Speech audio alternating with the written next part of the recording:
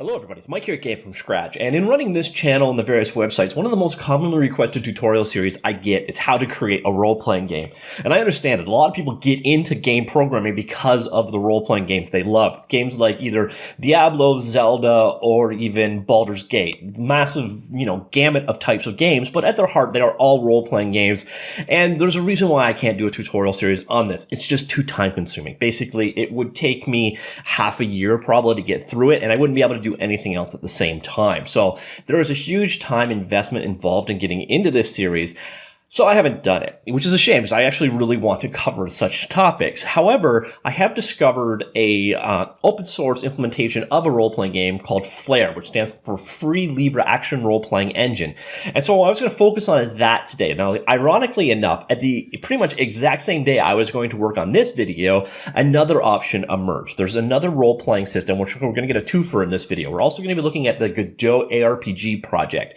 Now, these are two very different projects. First one creates more of a Diablo-esque clone with the top-down view of a Baldur's Gate. The second is more of a, say, Legend of Zelda type game built in the Godot game engine. But between these two projects, these two open source projects, you can learn a lot of what you need to know to make your own role-playing game. So without further ado, let's jump right in. Now, we're going to start things off by looking quickly at the Flare game engine, and then we will move on to the Action RPG demo. Now, first off, let us look at Flare. Now, Flare is available at flarerpg.org. Of course, I will be tossing all these links down below, so don't worry too much.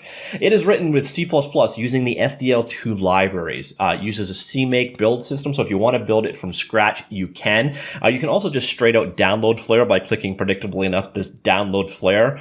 Also, it is hosted over on GitHub. The project itself is split into two pieces. You've got Flare the game and Flare the engine. Now, the game obviously is an implementation of the game. Flare the engine is the game engine the implementation runs in. So when you bring it down, they're two separate projects. You basically just do a clone of each. If you go into the Flare engine, you will find step-by-step guides to building these guys. Basically, it's mostly accurate. You're going to run into a bit of a fight with a few things here, but it is a CMake build system that they use here. Now, excuse me. What I did is I've gone ahead and did the build. CMake doesn't work for crap on Windows platforms. So if you're building this guy on Linux, you're probably going to have no problem whatsoever. If you're building it on a Windows machine, know that you're going to need to download SDL image, SDL mixer, SDL TTF, SDL itself, and then Durant, which is a header implementation of an included library that just simply doesn't work if you use Visual Studio. So there is a bunch of configuration going on, and I hate CMake so much. I just gutted all of that stuff out and configured the property myself. So ultimately what you're going to end up needing to do to build on Windows is have your configuration set up so that you have the proper libs included. So all your include directories need to be there and your libraries need to be here. So go over to the linker like so, and you will find they are here. So you got to make sure that all these various different additional directories are included. Also make sure to include sdl2_main.lib. When you get an error that your main is missing, that is going to be what the problem is.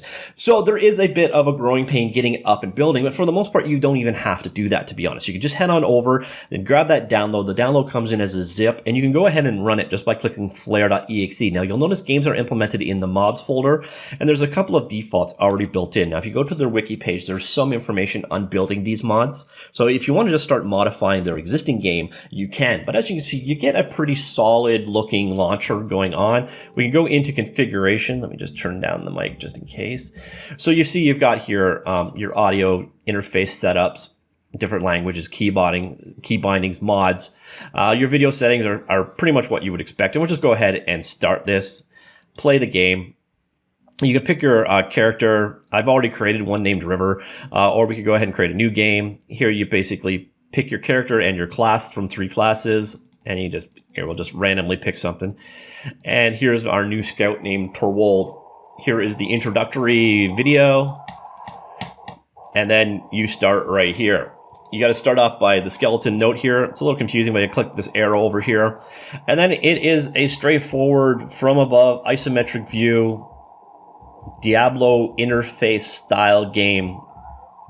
And then I can shoot using my left mouse button, and we can travel between various different scenes using these navigations there. And eventually I'm going to get attacked by something, or I'm going to run into a town and it's going to have a dialogue come up. But you can see a lot of what you would expect from a traditional isometric view RPG have been implemented in this. So there are some enemies coming after me. And they are dead. Oh, so I can go and loot. Gotta go loot. There we go. So we got our money. So you got an idea of exactly what you're dealing with here. Now you can work on this either by contributing to the project itself. So here we've got a little village or town that we can interact with people in, or we can do trading like so. And we also, on that topic, we have character screen, inventory screen implemented, powers or skill tree implemented, and then a log of things that have happened. And that's pretty much it. This is Flare. Now, again, the implementation itself was done using C++, and then you build your games on top. So if you go into one of these mods, you can actually get an idea of what you... Actually, I'll go to the raw version. So I think I have that still here. So Flare right here. So you get and clone the Flare engine or the game. So I'll go into... Here's the game part of it. And you've got... See, all your art assets are down in here. Your mods, so that was the Empyrean campaign, which built on the Fantasy Core. So you can go in here and you can see all the various different pieces that come together. Most of it's text file driven, so that's how you can go ahead and create new levels. And I believe the level editing tool itself, it just uses tiled maps. So that is one side of the equation. So if you're looking to make a straight out old school RPG style game, you could definitely find Flare as the good starting point. Now we're going to move over to a much different solution in the form of this Godot project. So this is from GD Quest, Nathan over at GD Quest. He's another guy that makes tutorials on GD Script. He's also part of the Godot documentation team. So this is a project, and there's a tutorial series that he's done to go along with it for basically creating a ARPG style game using the Godot game engine. Here it is. It's entirely open source on GitHub under the MIT license. If you want to grab it, literally just clone it down from here using Git and then open that project up in Godot. Here you see the default spotting for when you come into this project, and it's organized kind of like how you would expect probably. So you see our resources are broken down. So we've got our actors, our audio, so on and so forth. So we come in here, I'll run the game first. So we'll go here. You got your levels. It's broken into a couple different levels. You've got like a cave scene and go into the 2D editor view. So obviously, if you do need to learn more about Godot, I've got a full tutorial series on there. So I'm going to gloss over mostly of Godot's functionality. But you see, it's broken down into levels. You've got your primary monsters you're going to fight with. So like the boss, this wild boar boss. So let's open up that scene. So here is the wild boar boss. It doesn't really show it all, but you see all the pieces that go together to make him up. And then one thing I find, for example, is I am terrible at this style of games, especially with the keyboard control. So what you can do is you can quickly come in and mod things. For example, if I want to go and change a weapon, I think it's under inventory, items, equipment, sword. So now I can open up the sword. Let's open the script behind it. Oh, this is a little bit different than I was expecting. Okay, we'll leave it alone, and I'm just going to die a lot in this particular example. I thought it was sword.gd. Huh. All right, here we go. Yeah. So what I'm going to do now is come in here. So you see you've got these various different weapon combos you can do with the sword, and I'm going to cheat. And this is a cool thing about working with an open source game. If you want to give yourself the ability to do a lot of damage, hey, you can. But you see, it's broken down into various different nodes. This is kind of just the nice way about how Godot works. Everything is a node of nodes, of containers, of nodes. So for example, if we go to one of the levels, in the where did levels go? Here's levels. So if I open up the cave level, you're going to see the cave is composed of okay, something's weird with my setup. Anyways, let's just go ahead and I'll actually just show you the game in action so you get an idea of what you're dealing with here. Oh, it's over here now. I keep moving my scene graph around. It's confusing me a bit. So here is your game. Your character is a block. These things are going to fire at me. I'm just going to run away and not get hit. And then we're going to fall down in this. Actually, I think it's this one we want. So this sends us down into the pit. By the way, it's F to attack. So you see our sword swings out. So I'm going to walk into this room up ahead. It's going to trigger the boss fight. And it's got a bit of a cinematic and a health bar, sort of your Binding of Isaac look. And then And the only reason why that happened that quickly is because I jacked up the damage on my sword. Otherwise, I just suck completely at this. But you see, you've got inventory collection all being implemented. You got an overhead map. You got various different enemies. There is a store. There is an inventory. I don't know if escape triggers anything. Yeah, so escape we can bring up. So we've got our items menu available here. We can save our game. We've got game option menus also being implemented.